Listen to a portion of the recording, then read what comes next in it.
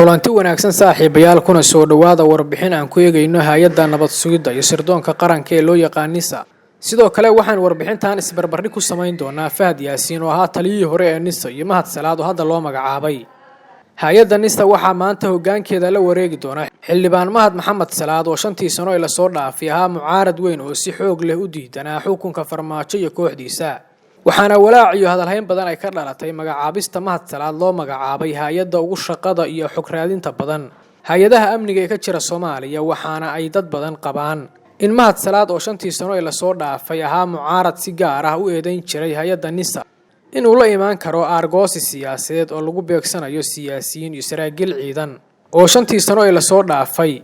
ay mucaaradku ku eedeeyeen inay geysteen gaboodfallo waaweyn taasi oo ugu culus tahay kiiska Ikraan Tahliil Faarax oo lagu eedeeyay hay'adda NISA oo ay kamid ahayd xubin ka tirsan una qaabilsanayd qaybta internetka ee NISA. sidoo kale hay'adda NISA waxaa loo haystaa weerarkii lagu qaaday guriga siyaasiga Cabdiraxmaan Cabdishakuur Warsame halkaas oo lagu laayay ilaaladiisa isagana dhaawac lagu geystay.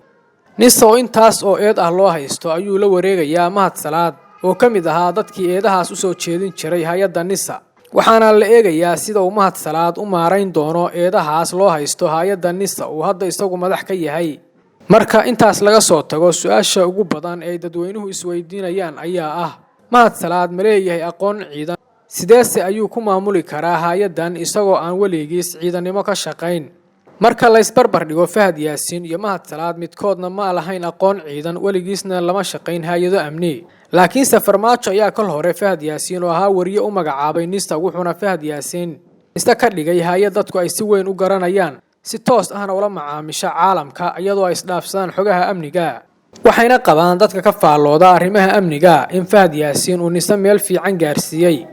inkastoo si weyn loogu eedeeyo inuu awoodii hay'addaas xilliyadii dambe u adeegsaday arrimo siyaasadeed taasi oo dhaawac weyn ku noqotay magacii iyo sumcaddii hay'adda NISA.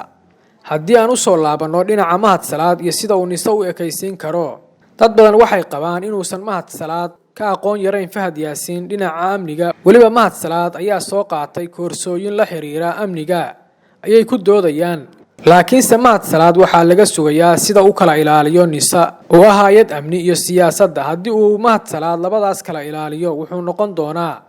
taliye taariikh wanaagsan reeba ilaaliyayna magaca iyo sumcadda hay'adda NISA oo muddooyinkii la soo dhaafay lagu eedeynayay inay ku lug yeelatay dambiyo waaweyn oo ka dhacay gudaha dalka taasi oo ay qayb ka tahay weerarada siyaasiyiin iyo in loo adeegsaday awoodda hay'addaasi arrimaha doorashooyinka. waxayna noqon doontaa caqabad weyn oo la eegi doono sida uu xalliyo xildhibaan Mahad Salaad oo hadda isagu ah taliyaha NISA. dhinaca kalena madaxweyne Xasan Sheikh ay dad badan qabaan inuu Mahad Salaad u dooqday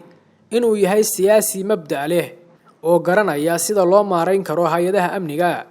muddadii uu mucaaradka ku jirayna uu kamid ahaa mucaaradka ugu firfircoon ee ka tirsan xisbiga UPD ee uu hogaamiyo madaxweyne Xasan Sheikh. dad badan ayaa qaba waxyaabaha uu Xasan Sheikh ku soo xushay Mahad Salaad inay tahay kalsoonida iyo sida uu mabda' u leeyahay go'aamada uu rabana uu dhaqan galin karo taasi oo cabsi ku noqonaysa dadka qaar. si kastaba ha ahaatee waxa maalmaha ugu horeeya laga garan doonaa sida uu Mahad Salaad u maareeyo kiisaska waaweyn ee loo haysto NISA iyo sida uu magaca hay'adda uga nadiifin lahaa garaafooyinka soo gaaray 5 sano la soo dhaafay. daawada sida waragtaa inuu NISA ka dhigi karo Mahad Salaad una ka dhigi karo hay'ad ay shacabku aaminsan yihiin laakiin si aan noqon mid laga cararo.